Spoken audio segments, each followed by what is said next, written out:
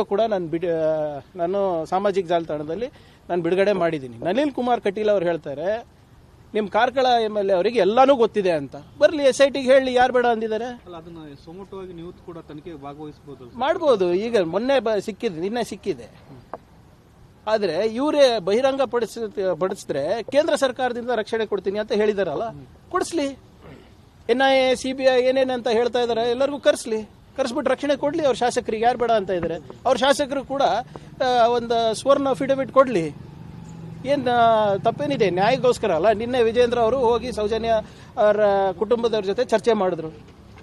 ಇವರೇ ಹೇಳಿದ್ರಲ್ಲ ನ್ಯಾಯ ಕೊಡಿಸ್ತೀನಿ ಅಂತ. ಆಮೇಲೆ ಎಲ್ಲ ನ್ಯಾಯ ಕೊಡಿಸ್ಲಿಕ್ಕೆ ಎಲ್ಲ ಆಯುಧಗಳು, ಎಲ್ಲ ಸತ್ಯಗಳು, ಸತ್ಯಾಂಶಗಳು ಇವ್ರ ಹತ್ರ ಇದೆ, ಬಿಜೆಪಿ ಶಾಸಕರದ ಇದೆ ಅಂದ್ಬಿಟ್ಟು ನಳಿನ್ ಕುಮಾರ್ ಕಟೀಲ್ ಅವ್ರು ಹೇಳಿದಾರಲ್ಲ, ಬಹಿರಂಗಪಡಿಸ್ಲಿ, ನ್ಯಾಯ ಕೊಡಿಸ್ಲಿ. ಯಾರು ಬೇಡ ಅಂದಿದ್ದಾರೆ? CBI ತನಕ ಹೋಗಿತ್ತಲ್ಲ, ಏನಾಯ್ತು? ಸೊ ಅದರಿಂದ ಇವೆಲ್ಲ ನಾಟಕ ಇವ್ರದಷ್ಟೇ. ಎಲ್ಲಿ ಇವರಿಗೆ ಸ್ವಲ್ಪನ ರಾಜಕೀಯ ಮಾಡ್ಲಿಕ್ಕೆ ಅವಕಾಶ ಸಿಗುತ್ತೆ ಅವ್ರು ಮಾಡ್ತಾ ಇದ್ದಾರೆ ಅಷ್ಟೇ.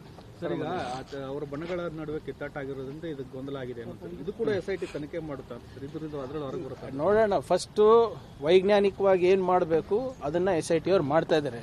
ಇವರೇ ತಾನೇ ಹೇಳಿದ್ರು ತನಿಖೆ ಆಗ್ಬೇಕು ಅಂತ. ಈಗ ತನಿಖೆ ಮಾಡ್ಬೇಕಾದ್ರೆ ಇವ್ರದ್ದೇನು ಸಮಸ್ಯೆ ಇದೆ? ತನಿಖೆ ಮಾಡಬೇಕಾದಾಗ ಇನಿಷಿಯಲಿ ಇವ್ರು ಸ್ವಾಗತ ಮಾಡಿದ್ರಲ್ಲ, ಈಗೇನಾಯ್ತು ಸಡನ್ ಆಗಿ? ಈಗ ಅಂಥದ್ದು ಏನು ಬಂತು ಇವರಿಗೆ? ಬಂದು ಇವತ್ತು ಬಹಿರಂಗವಾಗಿ ಅವ್ರ ಪರ ನಿಲ್ತಾ ಇದ್ದಾರೆ, ಇವ್ರ ಪರ ನಿಲ್ತಾ ಇದ್ದಾರೆ. ಇವರಲ್ಲೇ ದ್ವಂದ್ವ ನಿಲುವು ಇದೆ. ಸೊ ಅದನ್ನ ಫಸ್ಟ್ ಅವ್ರು ಸ್ಪಷ್ಟಗೊಳಿಸಬೇಕು, ಯಾರ ಕಡೆ ಇದ್ದಾರೆ ಇವರು ಅಂತ.